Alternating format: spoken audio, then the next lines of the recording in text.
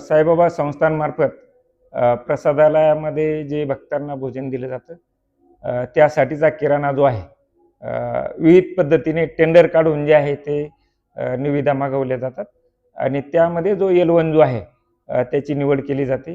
हे करत असताना त्याने जे सॅम्पल दिलेले आहेत निविदा भरताना ते सॅम्पल आणि ज्याची निविदा मंजूर झालेली आहे हे दोन्ही जे आहे ते दोन्हींची तुलना केली जाते आणि तो सॅम्पल जो आहे बरोबर आहे का नाही त्याची खात्री करूनच जे आहे ते त्याचा माल जो आहे तो घेतला जातो. पूर्ण प्रक्रिया जी आहे ती पारदर्शकपणे राबवली जाते.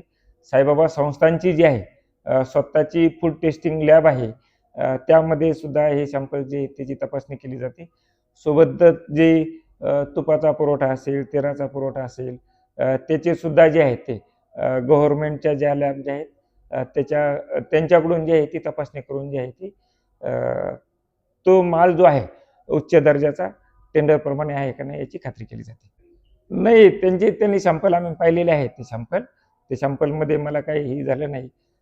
काही जे आहे समजा काही वाटत असेल तर आम्ही जे त्यांनी आरोप केलेले आहेत भ्रष्टाचाराचे आरोप जे आहेत तर आम्ही सांगितलेले आहे कोणाला काही सॅम्पल पाहिजे असतील जो माल संस्थांना येतो तो आपण कधीही पाहू शकता.